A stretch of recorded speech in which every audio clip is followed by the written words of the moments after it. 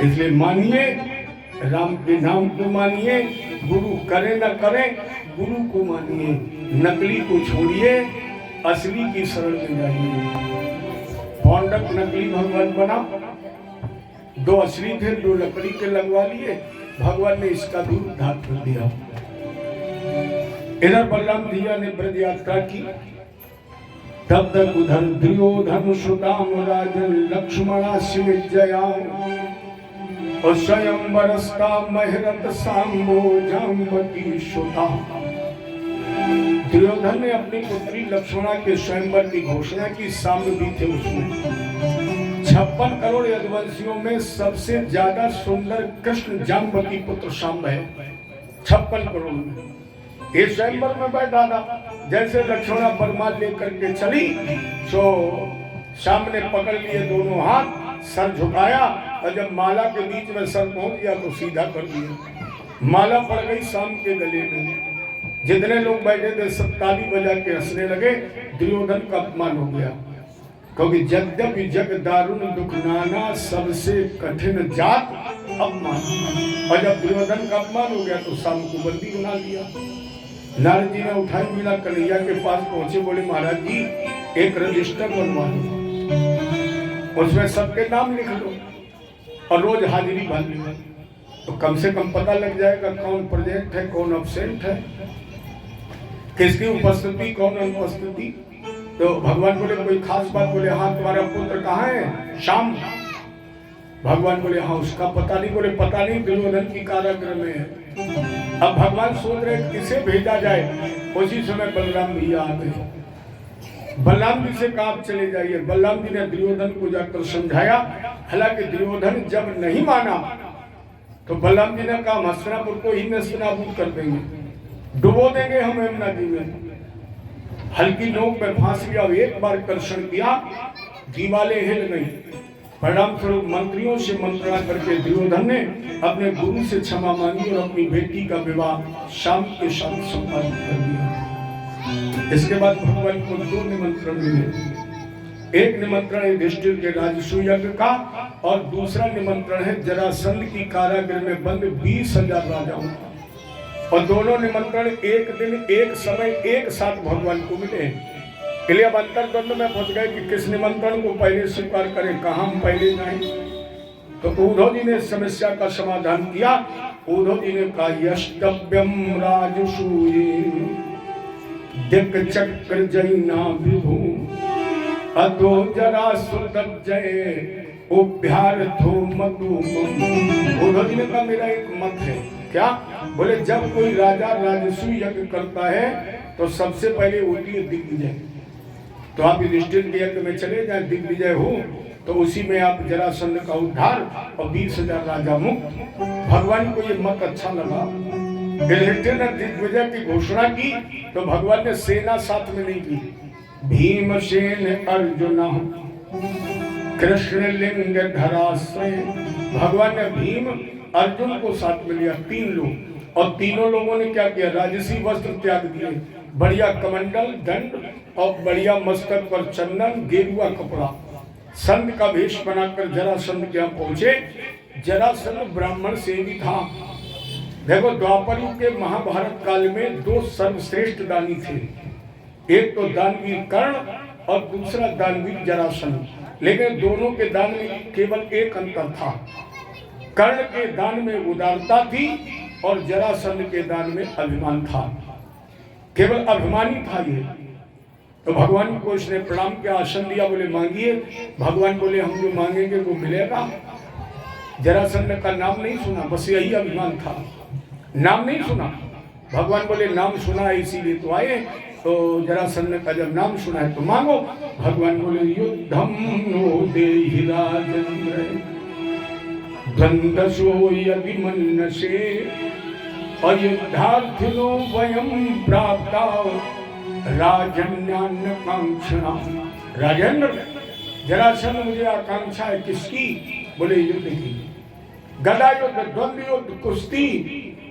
जरासंध ने कहा ब्राह्मण हो ही नहीं सकते, क्योंकि ब्राह्मण सीधी जात भला क्या लड़ना जाने अब कोई करे पायलागन तो आशीष बखाने, और ये कुश्ती मांग रहे इसके मतलब ब्राह्मण नहीं है।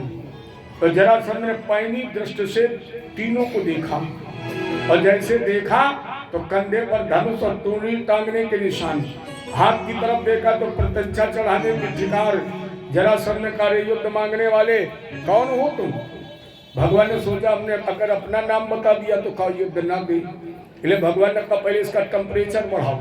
तो भगवान बोले, अशोक ब्रकुधराम, जो हमारी दाहिनी तरफ खड़े हैं, जो देखने में मोटे ताजे हैं, लोग इनको कहते हैं ब्रकोदर माने भीम।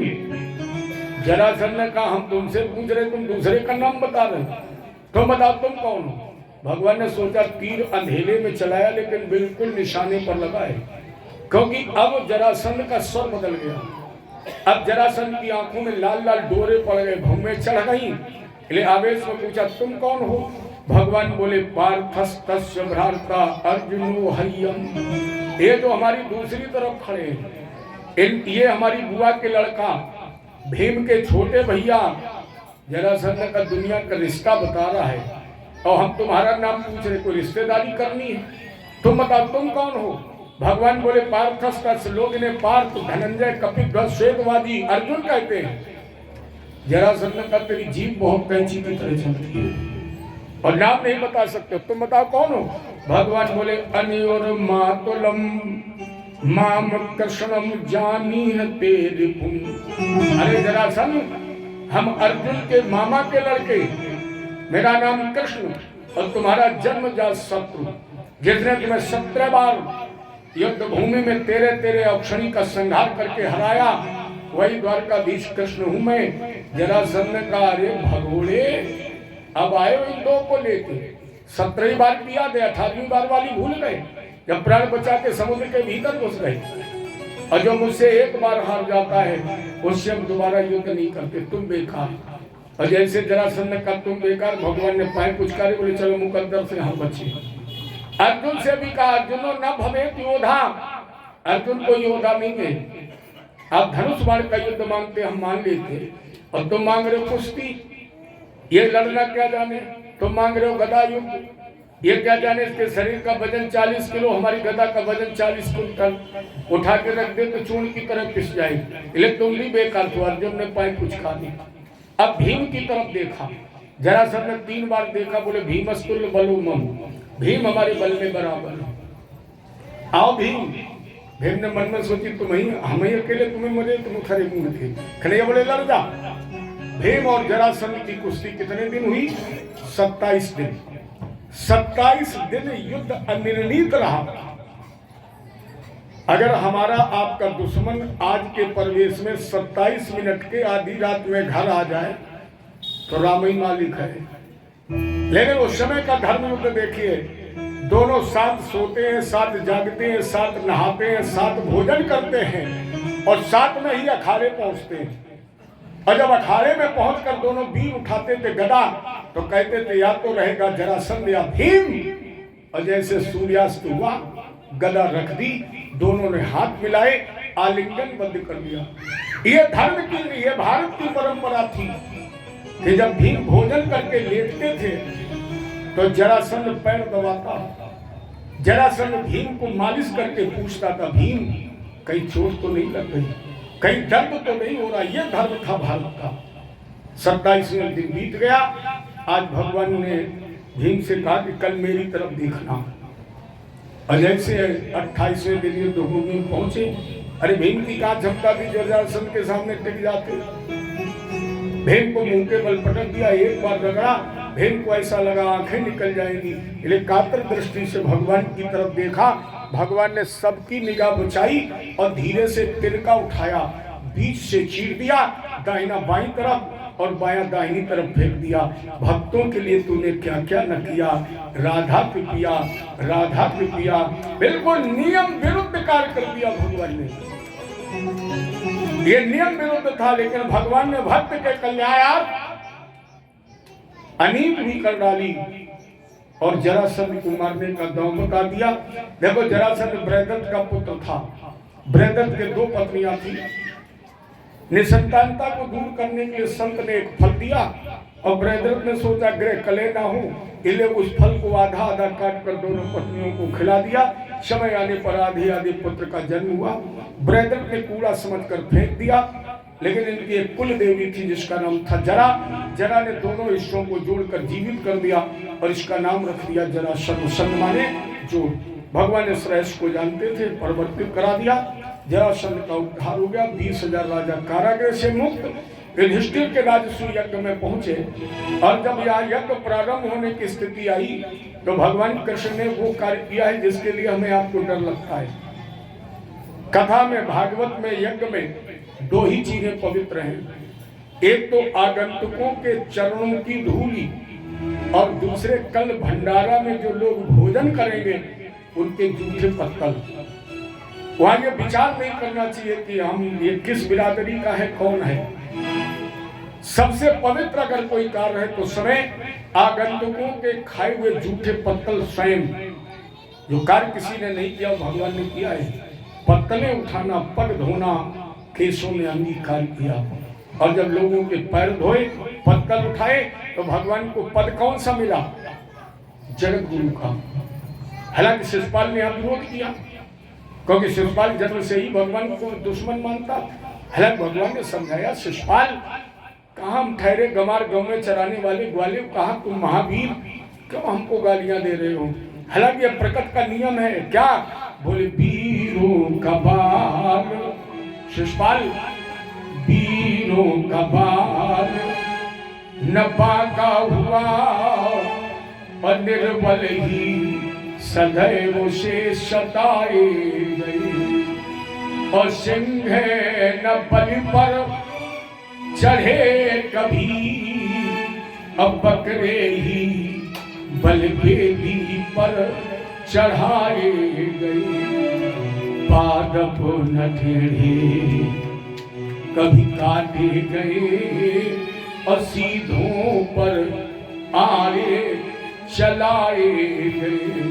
अब विषधर को दूध पिलाया गया, लेकिन किचुआ कटिया में फंसाए गए।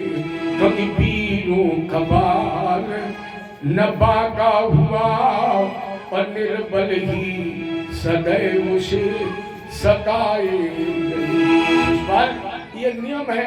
माता जी जब प्रसन्न होती तो किसी से कहा कि शेर चढ़ा दो, कहती बकरा चढ़ाओ, क्योंकि माता जी को भी पता है शेर चढ़ाने जाओगे 1.25 शेर बन जाओगे, ये बकरा चढ़ा। ये नियम है। शिशुपाल फिर भी नहीं माना। 100 के बाद पहली गाली दी थी, चक्रेण छोरधारे। कहीं कहीं तो प्रमाण महात्मा बोले कि भगवान को इतना गुस्सा आया कि इन्होंने आचार्य जी के सामने से पूजन की थाली उठा ली और पूजा की थाली ही शिशुपाल की तरफ फेंक दी। उसी पूजन की थाली की धार से शिशुपाल का सर कट गया, ज्योति निकली और भगवान के स्वरूप में ही समा गई। क्योंकि मनसा में सुतायुष्मान पूर्वज सन का गया। कौन है ये? द्वारपाल हरि के प्रिय दो अजय और विजय जान सब गुरु। भगवान ने इस पार्षद का उद्धार कर दिया। देखो ये भी जब पैदा हुआ तो इसके 3 आंखें 4 हाथ थे।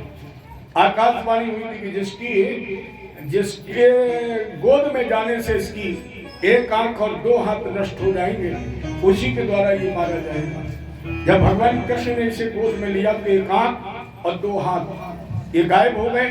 बुआ ने कहा कन्हैया तुम अपने हाथ से भाई को मारोगे? भगवान बोले बुआ जी 100 गालियां भी देगा तो क्षमा कर देंगे, 100 गालियां सुन लेंगे। बुआ ने पूछा एकांत में कि समाज में? भगवान बोले रोज देगा तो भी हम स्वीकार कर लेंगे। अब इसने क्या किया? मैंने एक दिन बताया था, दुश्मनी भी हो तो नंबर 1 की। भगवान से कितनी दुश्मनी की कि हम आप माला बनवाते हैं 108 गुड़िया की और इन्हें माला बनवाई 100 गुड़िया की। जानता था 100 में कुछ कर नहीं सकते, तो सुबह जब उठता तो भगवान को गिन गिन के 100 सुनाता था। रोज का नियम था, सुनो 100 गालियां देता था रोज। लेकिन जब युधिष्ठिर के यज्ञ में गया तो ये माला लाना गया भूल, तो ऐसे अंदाज से गालियां दे रहा। और जब भगवान ने इसे सचेत किया तो इसने सोचा कि 10-5 बाकी रह गई होंगी, चलो वो भी पूरी कर लें। तो ये भजन करने के चक्कर में अपनी जिंदगी पूरी करवा बैठा। ये भगवान के धाम चला गया।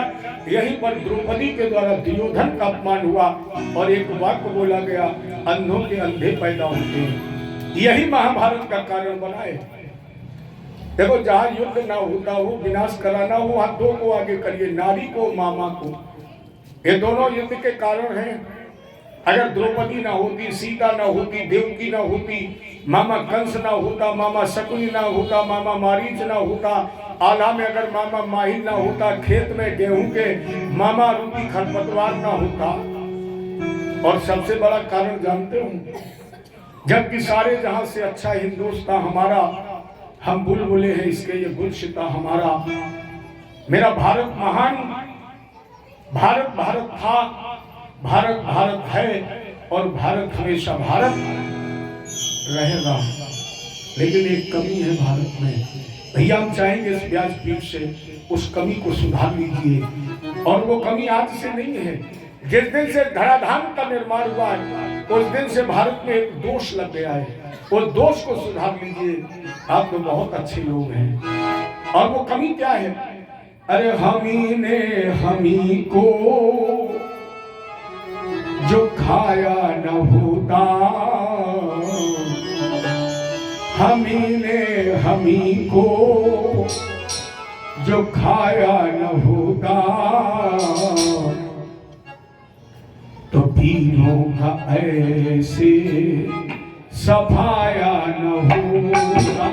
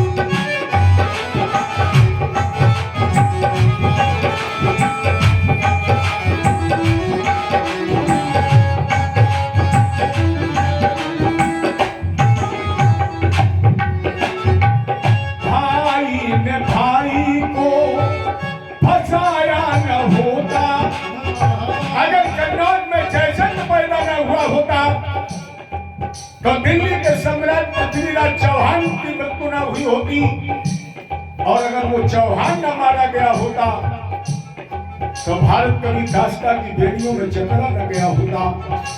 और ये महाभारत का युद्ध भी दो भाइयों का युद्ध ही तो है प्यारे। आज जहां भी अधर्म अनितवाद, आप वहां देखिए कि भाई के साथ भाई ही दगा कर रहा है, भाई के साथ भाई ही धोखा कर रहा है। अगर भारत का नागरिक चंद पैसों के लिए इस देश के गुप्त दस्तावेजों का ब्लैकमेलिंग न करता तो शायद भारत की आज भी दुर्गति न हुई होती। इसलिए अपने आप को सुधारिए। सबसे पहले प्यारे छूट जाएगा पैसा, पकड़े जाओगे सीबीआई से तो भी सबसे पहले छूटेगा पैसा, जाओगे जेल, उसका कारण होगा केवल पैसा। भाई ने भाई को फंसाया न होता, भाई ने भाई को फंसाया न होता, फंसे हम न होते, फंसाया न होता, फंसे हम न होते, फंसाया न होता। हमी ने हमी को जो खाया न होता, हमी ने हमी को जो खाया न होता, तो खैरो निकल होगा जमाया न होगा, तो खैरो निकल होगा जमाया न होगा।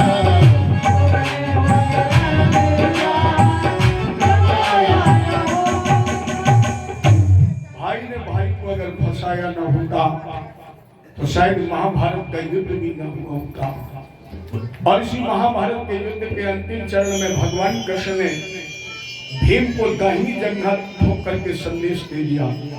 कथा भी यहीं से प्रारंभ हुई थी, जो पहले दिन कथा सुन रहे होंगे। यदा मृदे कौरव संजयानाम अभीरेश्वतो भीर गतम गतेषु।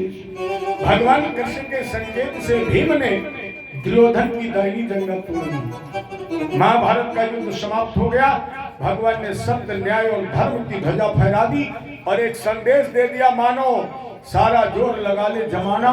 कितना जोर लगाएगा, भारत में भगवान का झंडा कभी न झुकने।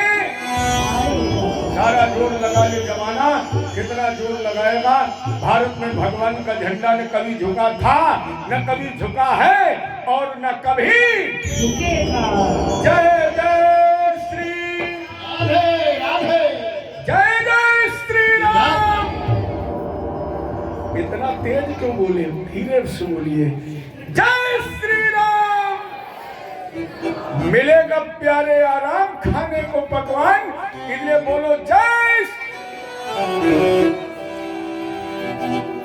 महाभारत के युद्ध के बाद भगवान कृष्ण को परम धाम गमन कर लेना चाहिए था, क्योंकि इनके धरा पर आने का जो उद्देश्य था वो पूरा हो गया। जब जब हो धर्म के हानि अपारी असुर अधम अभिमानी, तब तब प्रभु धरी विविध शरीरा और हरहि कृपा निध सज्जन पीरा। तो दुर्योधन के उद्धार के साथ भगवान का कार्य पूरा हो गया। इन्हें परम धाम गमन कर लेना चाहिए। लेकिन राजा परीक्षित ने कहा, फिर अब इनके रुकने का उद्देश्य क्या है? अब तो रुके हैं जब कार्य पूरा हो गया। भगवान यानी चान्यानी मुकुंदस्य महात्मना अवीरान्यंत वीरस्य श्रोतुमिच्छामहे वयम्। गुरुजी, महाभारत युद्ध के बाद भगवान द्वारका में रुके, कौन सी लीला की है? अब इनके रुकने का उद्देश्य क्या है? लेकिन सुखदेव जी ने कहा, कृष्णास्यासीत सखा कश्चित् ब्राह्मणो ब्रह्म विद्यमा विरक्त इंद्रियार्थेषु प्रशांतात्मा जितेंद्रिया। भगवान कृष्ण का कोई एक मित्र, अब यह ध्यान देना, इस मित्र का नाम नहीं है। और जब इस मित्र का नाम नहीं है तो इनके माता पिता के नाम होने का प्रश्न ही नहीं उठता है। अब आप लोग कहेंगे कि जब इसमें नाम नहीं है तो फिर आप लोग ये क्यों कहते हो कि कल सुदामा चरित्र है? क्योंकि भगवान के इस मित्र का नाम सुदामा रखा गया है। मैं आपका बहुत समय नहीं लूंगा, बहुत समय तक भटकाऊंगा नहीं, केवल आज निचोड़ दूंगा आपको सुदामा चरित्र का। इसका नाम फिर सुदामा क्यों रखा गया? सुदामा का अर्थ बहुत अच्छा है। सुदामा शब्द का अर्थ सु माने स्वयं, दाम माने इंद्री, दामा माने दमन करने वाला, जिसने अपनी इंद्रियों का दमन कर लिया है, जिसने अपनी इंद्रियों का निग्रह कर लिया है, जिसने अपनी इंद्रियों को जीत लिया है, जिसने अपनी इंद्रियों को बामुखी के स्थान पर अंतर्मुखी बना लिया है, अर्थात जो आत्ममुखी हो गया है, जो आत्मा राम है, उस जीवात्मा का नाम सुदामा है। अर्थात सुदामा चरित्र की कथा श्रीमद् भागवत में 2 अध्यायों में है। सुदामा चरित्र की कथा केवल 2 अध्याय में, अर्थात यह जीवात्मा और परमात्मा के मिलन की कथा है। बिल्कुल स्पष्ट श्लोक कह रहा है। या हम लोग क्या करते हैं, जब समय बहुत ज्यादा होता है या कहीं लोगों की इच्छा होती है सुदामा चरित्र जरूर सुनाना, तो हम लोग क्या करते हैं, नरोत्तम दास के कवित्वों का समावेश कर देते हैं। और जब कवि के कवित्वों का समावेश करते हैं तो कवि ने भगवान के इस मित्र का नाम सुदामा रखा है। एक कवि ने रखा है, तो उन कवित्वों को जब आधार बनाया जाता है तब हम लोग कहते हैं कि कल सुदामा चरित्र होगा। नहीं तो श्लोक कह रहा है, पुनः दोहराऊं से, कृष्णास्यासीत कश्चित् सखा। आसीत माने था, कश्चित् माने कोई, सखा माने मित्र। कितना घुमा के लिखा है, था कोई मित्र, सीधे सीधे नहीं लिखा। भगवान का एक मित्र था। क्या लिखा? था कोई मित्र, ये बात ही स्पष्ट कर रहा है, कोई था। अब वो था कैसा? ब्रह्म वित्तमा। केवल वो ब्राह्मण नहीं है। वित्त माने क्या होता है? धन। भगवान का जो मित्र है इसके पास ब्रह्म रूपी धन है। अच्छा, आप अपने विवेक से प्रयोग करके सोचिए कि जिस व्यक्ति के पास ब्रह्म रूपी धन है उसे संसार के किसी धन की आवश्यकता है? जिसके पास ब्रह्म रूपी धन है उसे संसार के किसी मायावी धन की आवश्यकता है? नहीं है। और श्लोक क्या आगे कह रहा है? विरक्त इंद्रियार्थेषु, जो गृहस्थ जीवन में होते हुए भी विरक्त है। इतना ही नहीं, प्रशांतात्मा, भगवान शांतात्मा है। शांताकारम, भगवान का स्वरूप कैसा है? शांत। लेकिन भगवान को जो मित्र है इसे शांत नहीं लिखा गया। क्या लिखा गया? प्रशांतात्मा। भगवान केवल शांत आत्मा है, लेकिन भगवान का जो मित्र है वो प्रशांत आत्मा। और कैसा? बोले जितेंद्रिया। इसीलिए मैंने कहा जिसने अपनी इंद्रियों का निग्रह किया है वो जीवात्मा का नाम सुदामा है, क्योंकि सुदामा ने अपनी इंद्रियों का निग्रह कर रखा है, इसलिए जितेंद्रिय। सुदामा जी को कहीं भागवत में दरिद्र नहीं लिखा गया। देखो, दरिद्र में और गरीब में अंतर है। हालांकि दोनों एक दूसरे के पर्याय हैं। लोग कहीं पूछे कि गरीब की परिभाषा क्या है तो उसमें लोग दरिद्र भी लिखते हैं। अगर आपने हमारा भाव लिख दिया तो आपका उत्तर गलत हो जाएगा। यहाँ लोग दरिद्र का मतलब गरीबी से ही लगाते हैं, लेकिन गरीबी और दरिद्रता में अंतर है। गरीबी परमात्मा प्रदत्त है, लेकिन दरिद्रता निज स्वाभाविक गुण है। जैसे आपने स्वयं देखा होगा, लोग कहते हैं कि इसके पास धन तो बहुत है लेकिन ये बड़ा दरिद्र है। दरिद्रता स्वाभाविक गुण है। तो सुदामा जी को कहीं दरिद्र नहीं लिखा गया। दरिद्र वो है जिसके कामनाओं की कभी पूर्ति ही ना हो। तो किसे लिखा गया? सुशीला को। पत्नी को दरिद्र लिखा गया, लेकिन सुदामा जी को नहीं लिखा गया। पत्नी के लिए लिखा गया पतिव्रता पतिम प्राह मिलायता पगनेन सा दरिद्रा सीदमाना सा वेदमाना विगम्य सा। पत्नी सुशीला है तो पतिव्रता, लेकिन दरिद्र है। दरिद्रा, दरिद्र क्यों लिखा गया? बोले अपने पति के माध्यम से परमात्मा से कुछ कामना चाहती है, कुछ चाहत है इसकी, तो जिसके जीवन की चाहत कभी समाप्त ना हो वो दरिद्र है। लेकिन सुदामा जी दरिद्र नहीं है। अगर एक पहलू और, अगर ये मान लिया जाए थोड़ी देर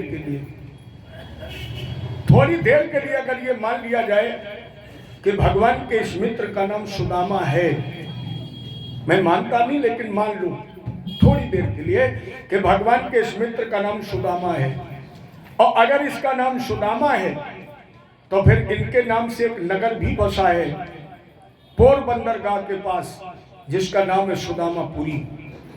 अब आप लोग केवल एक उत्तर दीजिए, किसी मोहल्ले का, किसी शहर का, किसी कस्बे का नाम किसी भिखारी के नाम पर रखा जाता है? नहीं रखा जाता है।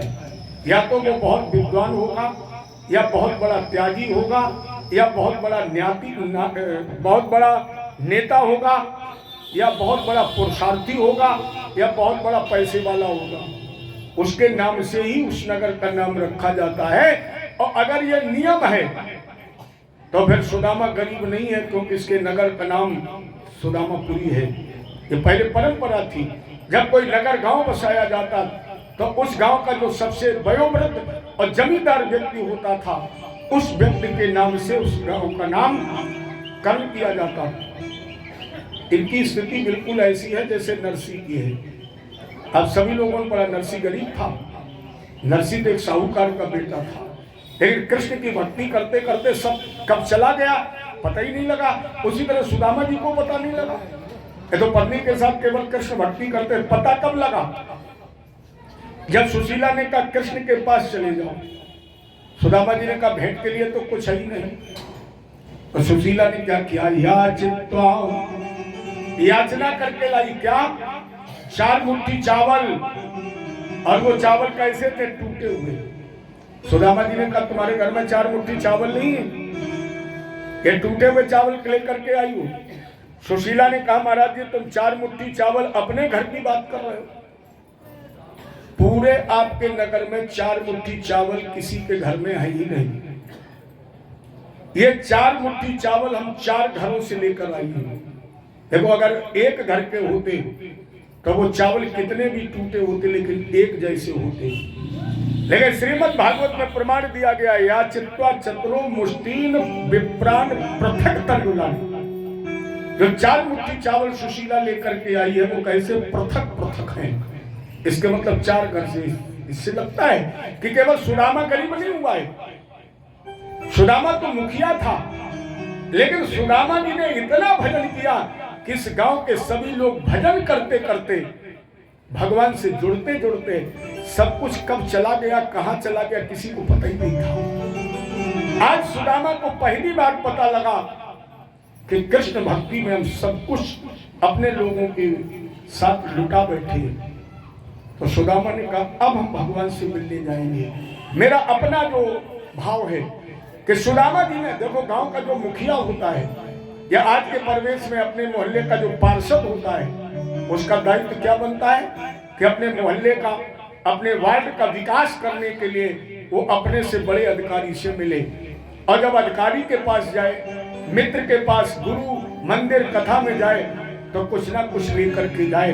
तो मुझे ऐसा लगता है कि सुदामा जी ने जब देखा कि मेरे गांव में दरिद्रता प्रवेश कर गई, गरीबी आ गई, तो भगवान ने सोचा क्यों ना हम अपने से बड़े द्वारकाधीश कृष्ण से मिलें, और जब कृष्ण से मिलेंगे तो मेरे गांव की गरीबी दूर हो जाएगी और मेरे गांव का विकास हो जाएगा। इसलिए सुदामा जी वो 4 मुट्ठी टूटे चावल और लेकर चले। कैसे? चैल खंडेन भद्वाम, वो जो 4 मुट्ठी चावल हैं, चैल खंडेन दान बद्धा भद्रे प्रादालुपायनम। सुशीला से कहा चावल बांधो, तो सुशीला ने साड़ी से कपड़ा निकाला और उसी को 4 मुट्ठी चावल बांध दिए। 3 को नहीं बांधे, 4 को बांधे। अपने यहाँ तो 4 और 12 के अंक को अशुभ मानते हैं।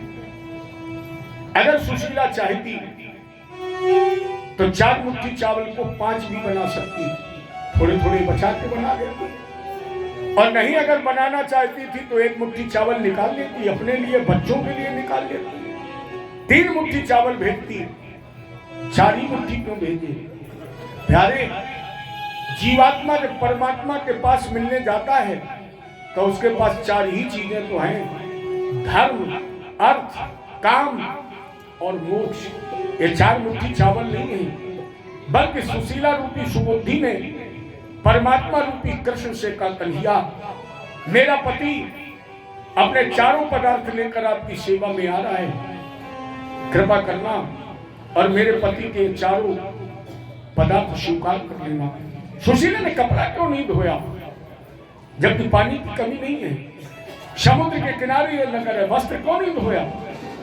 सुशीला ने सोचा अगर मैंने ये वस्त्र धुल करके भेज दिया तो कन्हैया ये विचार कर सकते हैं कि शायद मेरी सुशीला के पास 2 कपड़े हैं, एक प्रयोग कर लेती है और एक धुलकर सूखने डाल देती है। लेकिन जब मैं एक वस्त्र भेजूंगी तो मेरे कन्हैया को ज्ञान हो जाएगा कि मेरी सुशीला के पास तन ढकने के लिए एक ही वस्त्र है, मेरे पति को मांगना नहीं पड़ेगा, मेरे पति को मांगना नहीं पड़ेगा, और जगतपति को देना होगा तो बगैर मांगे ही। हमारी माताएं आगे बैठी हैं, बताइए कोई स्त्री ये चाहती है कि मेरे पति का सर कहीं झुके? कोई स्त्री ये नहीं चाहती है, चाहे भले भगवान आ जाए, लेकिन जो पतिव्रता स्त्री होगी वो कभी ये नहीं चाहेगी कि मेरे पति का सर भगवान के सामने भी झुके। इसलिए सुशीला ने प्रतीक के रूप में, क्योंकि पत्नी का मतलब है जो अपने पति को पतन से बचा ले।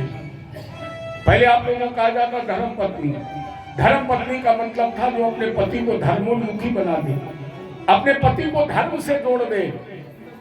शास्त्र हमारे एक और निर्देश देते हैं पति अगर गलत रास्ते पर जा रहा है और पतिव्रता स्त्री है तो पति के बहके हुए कदम अपने आप वापस आ जाएंगे। ये पत्नी में ताकत होती।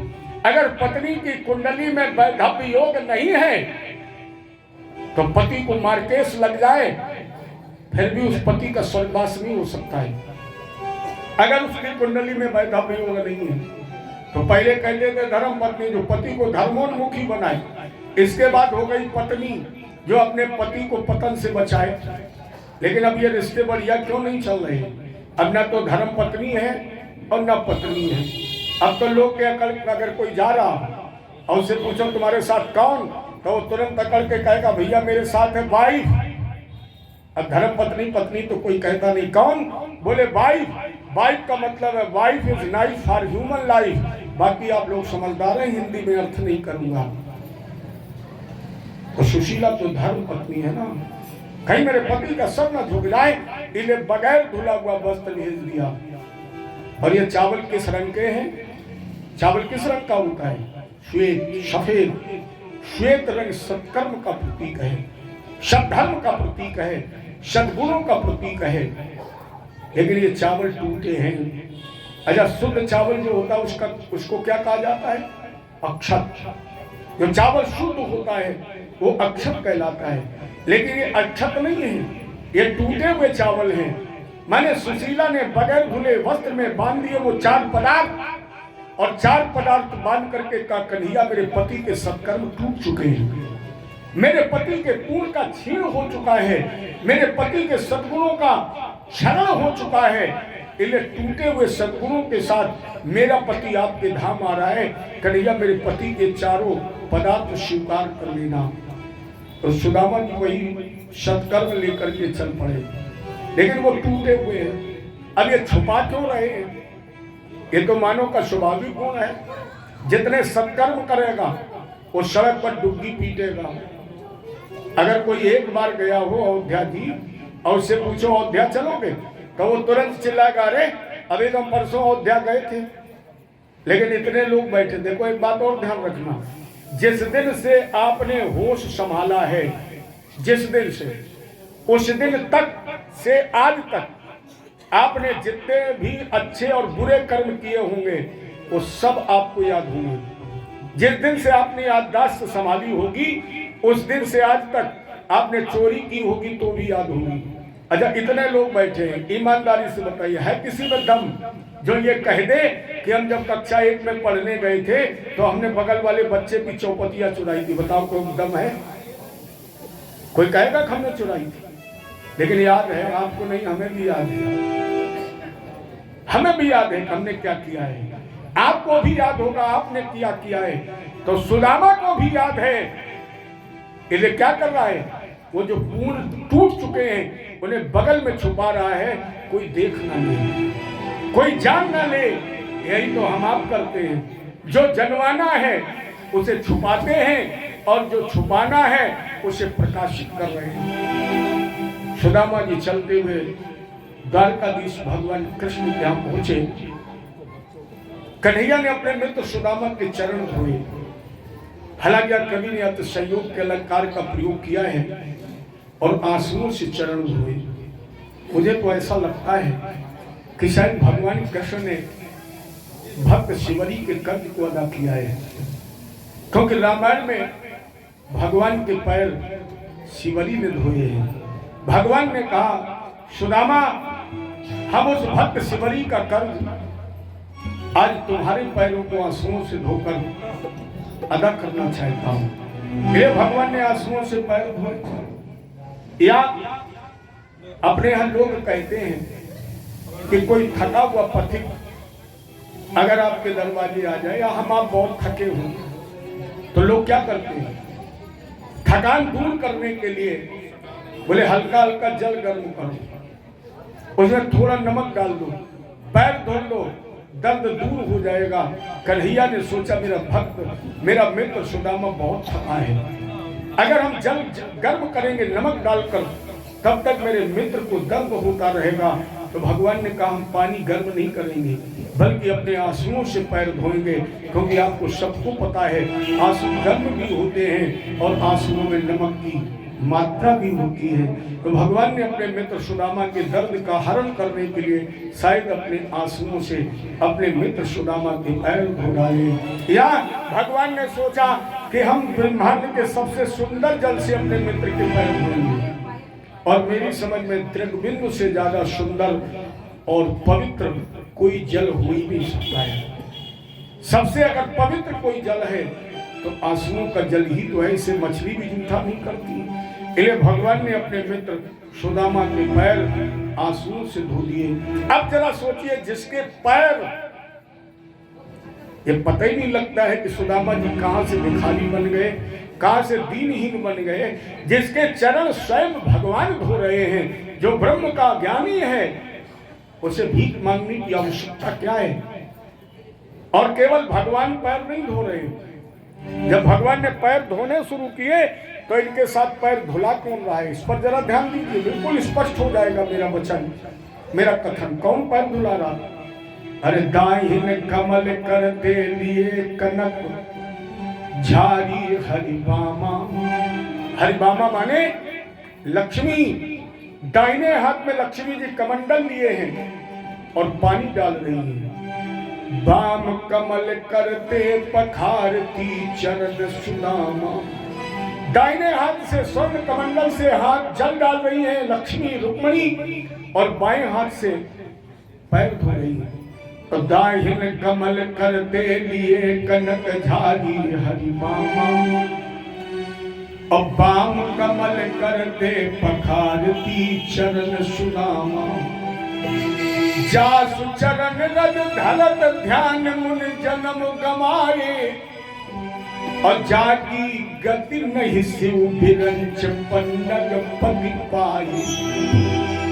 जहि सुर सदा पुकारते जगदम्बा जगतारिणी, तिन्हें आज सुर देखते ब्राह्मण चरण पखार।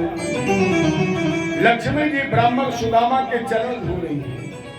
अब जिसके चरण रमा और रमापति दोनों धो रहे हो, उसे किसकी आवश्यकता है?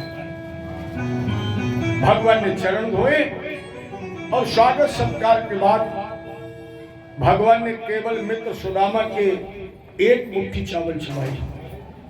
हालांकि कवियों की कल्पना में खाए मुट्ठी दुई दीन पियो तुमने दुई लोग बिहारी। कवियों की कल्पना में तो ये बताया गया कि भगवान ने दो मुट्ठी चावल चबाए, लेकिन जब आप भागवत की मूल कथा को पढ़ेंगे तो इसमें एक श्लोक आया है, इतमुष्टिम सकज्जत भाम। भगवान ने एक मुट्ठी चावल चबाए और एक मंत्र बोला, नन्वे सुपनीतम में परम प्रीणनम सखे कर्पयन्तंगम्मा विश्ववेदे पृथक तंडुलाम। भगवान ने कहा एक एक कण चावल बीन कर मैं एक मुट्ठी चावल चबाकर अपने मित्र को एक लोक का दान करता हूं। एक लोक दे दिया। दूसरी मुट्ठी चावल बीने, भगवान ने कहा दूसरा लोक, और इतना कहकर चावल चबाना चाहिए। इतमुष्टिम सकज्जत भाम और द्वितीयम जगमादधि। जैसे दूसरी मुट्ठी चावल चबाने चाहे, रुक्मिणी जी ने हाथ पकड़ लिया। ये भागवत की मूल कथा में भगवान ने एक मुट्ठी चावल चबाए, दूसरे में ही रुक्मिणी जी ने हाथ पकड़ लिया। क्यों? रुक्मिणी जी ने कहा देखिए तो ये है क्या, ये चावल नहीं है। आप मित्र के भाव में सब कुछ भूल रहे हैं। आपको याद है ये चार पदार्थ हैं, और चार पदार्थों में आप क्या क्या खा सकते हैं भक्त का? भगवान ने कहा केवल काम। जब भक्त चारों पदार्थ मुझे देता है तो मैं भक्त का केवल काम खा सकता हूं। मैं किसी का अर्थ नहीं ले सकता, मैं किसी का धर्म नष्ट नहीं कर सकता, मैं किसी के मोक्ष का अधिकार भी नहीं छीन सकता। अगर मैं भक्त पर प्रसन्न होता हूं तो केवल खाता हूं काम। रुक्मिणी जी ने कहा काम को आप खा चुके हैं। एक मुट्ठी चावल चबाकर आप अपने मित्र सुदामा का काम खा चुके हैं, इसलिए अब सुदामा जी को दीजिए अर्थ। तो भगवान ने वो दूसरी मुट्ठी चावल छोड़ दिए। माने धर्म अर्थ काम मोक्ष में भगवान ने केवल अपने मित्र सुदामा का काम खा लिया, और जैसे सुदामा का काम खाया तो सुदामा जी को मिल गया अर्थ। अर्थ से सुदामा ने किया धर्म, और धर्म से सुदामा जी ने प्राप्त कर लिया मोक्ष, भगवान का धाम। ये मैंने जो पाया विष्णु से सार वो आपको समर्पित किया। तो भगवान अपने मित्र सुदामा के उद्धार के लिए अभी तक भारत में रुके हुए हैं। इसके पश्चात भागवत में 9 योगेश्वरों का संवाद, इसमें एक मूल प्रश्न है, उस प्रश्न पर चर्चा करूं। एक मूल प्रश्न है, दुर्लभो मानुषो देहु, ये मनुष्य तन बहुत दुर्लभ है, बड़े भाग्य से मिला है, और है कितना छलेन, एक क्षण का पानी का बुलबुला है, और उसमें सत्संग मिल जाए, संत मिल जाए। तो प्रथम जो योगेश्वर कवि नाम के थे, उन्होंने कहा महात्मन ये वेश की तन है, बड़े भाग्य से मिला है, और उसमें भी सत्संग और संत मिले। तो याद रखना, संत मिलन को जाइए तज माया अभिमान, क्योंकि ज्यों ज्यों पग आगे धरे कोटिन यज्ञ समान। कोट यज्ञ के बराबर फल मिलता है। मिले न रघुपति बिन अनुरागा, क्योंकि संत के सानिध्य में जाओगे, इससे पैदा होगा प्रेम। अब मोहि भाव, विभीषण जी हनुमान जी से कह रहे हैं, अब मोहि भाव भरोस हनुमंता, अब बिन हरि कृपा मिले नहीं संता। बिन सत्संग विवेक न होई, और राम कृपा बिन सुलभ न सोई। मिलती है साधुओं की संगत कभी कभी, मिलती है साधुओं की संगत कभी कभी। राजन, मिलती है साधुओं की संगत कभी कभी, और चढ़ती है राम नाम की, चढ़ती है राम नाम की मस्ती कभी कभी। अथवा साधु संगत में जब तक नहीं जाएगा, या साधु संगत में जब तक नहीं जाएगा, भक्ति और ज्ञान तब तक नहीं पाएगा।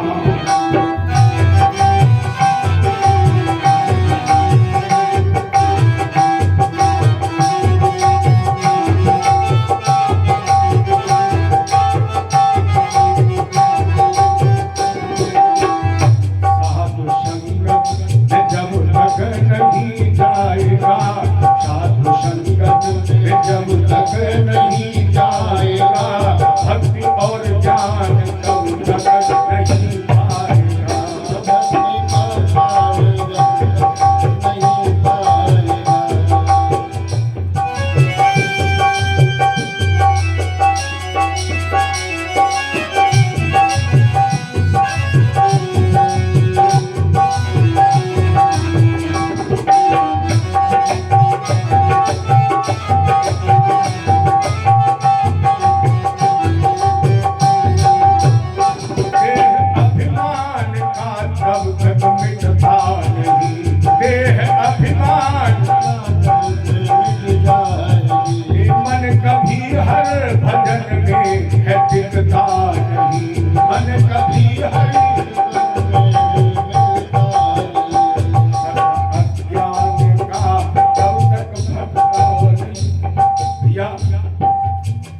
लाख चौरासी योनि में भटकाएगा, लाख 84 योनि में भग जाएगा, साधु संगत में जब तक नहीं जाएगा, साधु संगत में जब तक नहीं जाएगा, साधु संगत में जब तक नहीं जाएगा।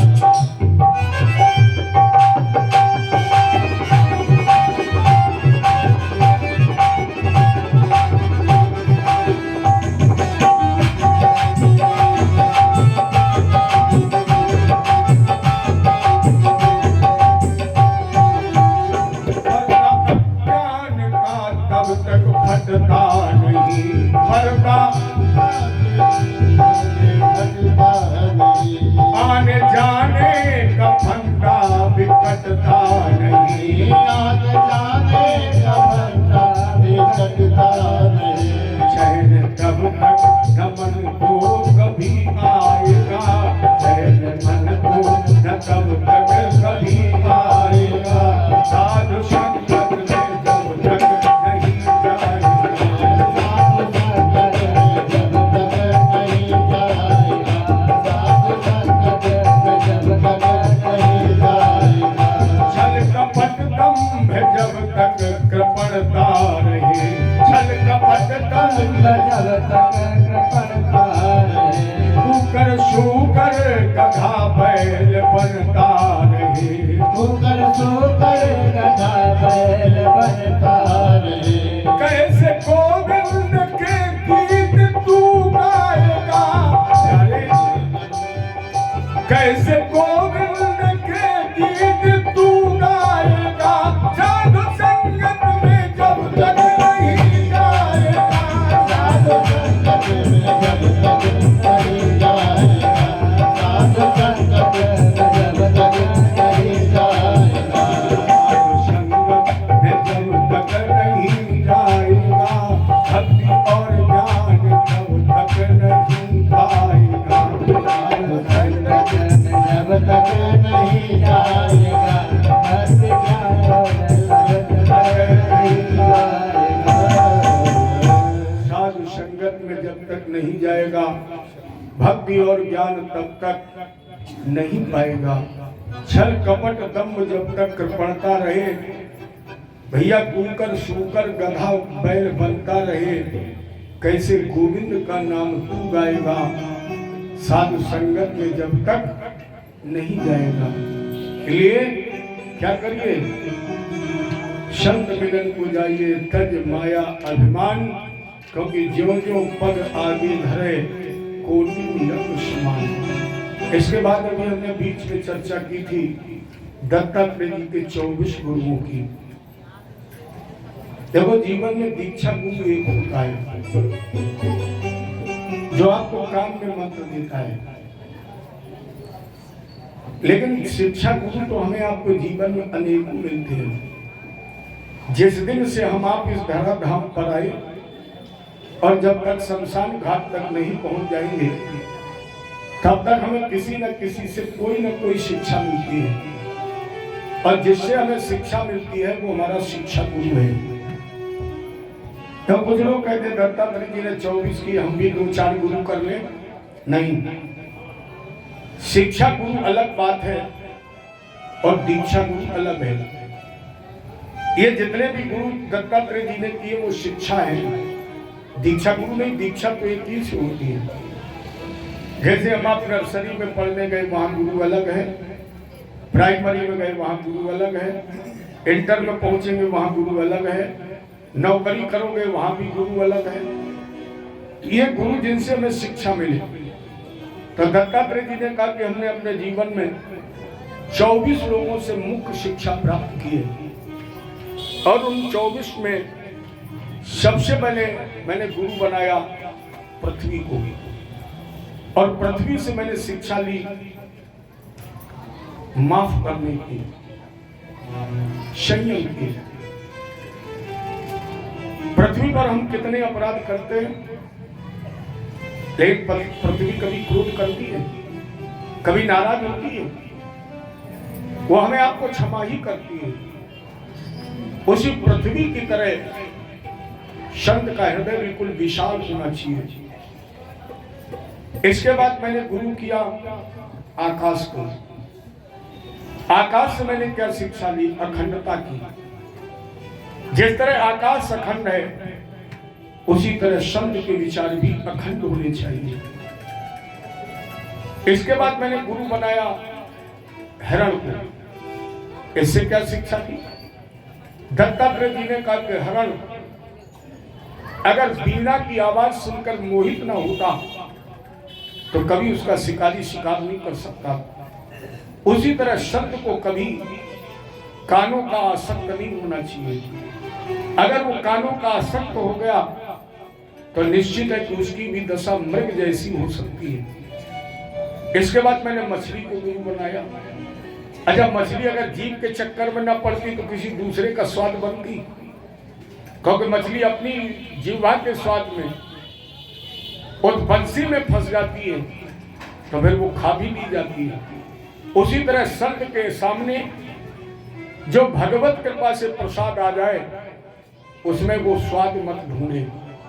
वो भगवान का भोग लगाए और उसे भगवान का प्रसाद समझ करके ग्रहण कर ले। उसमें मीन मेट मत निकाले। और जो बाबा बन गए उन्हें तो निश्चित नहीं निकालनी चाहिए, क्योंकि बहू ने जो भोजन दे दिया भगवान का प्रसाद समझ कर ग्रहण कर लो। और अगर आप तुमने तेज कर दिया इसमें इतना नमक क्यों है, तो राम ही मालिक है, कल सब्जी की जगह नमक ही होगा। स्वाद मत ढूंढिए, जो भगवत कृपा से तुम्हें प्राप्त हो जाए। प्रसाद का मतलब है जिसमें कोई स्वाद न हो, प्रसाद समझ करके ग्रहण कर ले। ये मैंने शिक्षा ग्रहण की। इसके बाद पिंगला वेश्या को गुरु बनाया, वो विषय हमने आपको बता ही दिया। एक कुंवारी कन्या को भी मैंने गुरु बनाया। वो कुंवारी कन्या अकेली थी घर में। उसके यहाँ कुछ रिश्तेदार हो गए, माता पिता कहीं बाहर गए। उसके घर में चावल नहीं थे, हाथ में चूड़ियां थी, तो उसने धान कूटनी प्रारंभ की। और जब धान कूटती थी तो उसकी चूड़ियों की आवाज आ रही, तो उसने धीरे धीरे चूड़ियां तोड़नी शुरू की, जिससे रिश्तेदारों के कान में आवाज ना पड़े।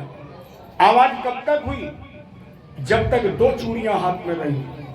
और जब उसने 2 में से एक और तोड़ दी, कितनी बची? 1। और जब 1 बचेगी तो आवाज होगी।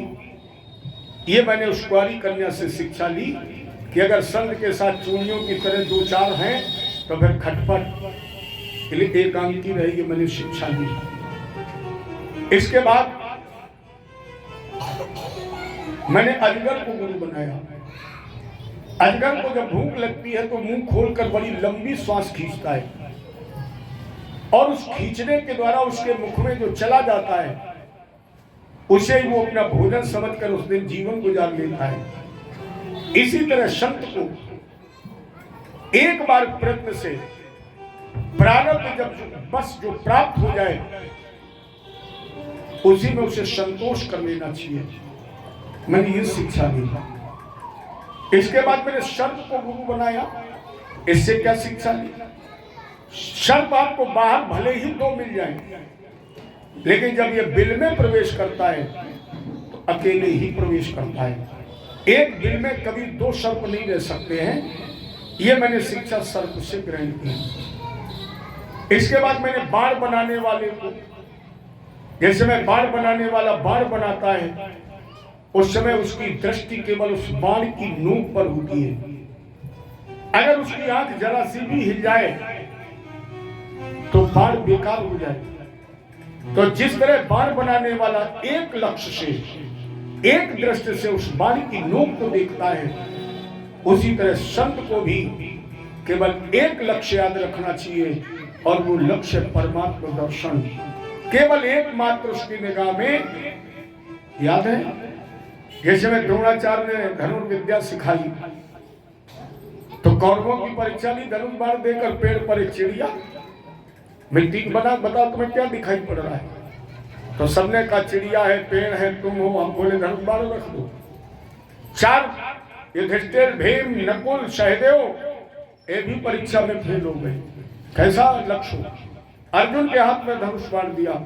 अर्जुन तुम्हें क्या दिखाई पड़ रहा है? अर्जुन ने कहा केवल चिड़िया का सर। ये लक्ष्य होना चाहिए साधक का। और जब ये लक्ष्य होगा तो निश्चित उसे परमात्म तत्व की प्राप्ति हो जाएगी। ये मैंने शिक्षा प्राप्त की। इसके बाद मैंने शिक्षा ली एक लखैरी से, भृंगी कीट से। इससे क्या सीखा? लखैरी कभी बच्चे पैदा नहीं करती है। एक गीली मिट्टी का घर, और उस गीली मिट्टी के घर में दूसरे कीड़े के बच्चे को बंद करती है। एक छेद रखती है और उस छेद पर लखैरी इतना भन बनाती है, इतना गाती है, इतना भय पैदा कर देती है कि वो दूसरे कीड़े का बच्चा उस मिट्टी के घर में लखैरी बन जाता है। इसी तरह संत को भी इतना भजन करना चाहिए, इतना भजन करना चाहिए कि उसके सानिध्य में रहने वाले, उसके आसपास रहने वाले भी उसी के समान भजन करने लगे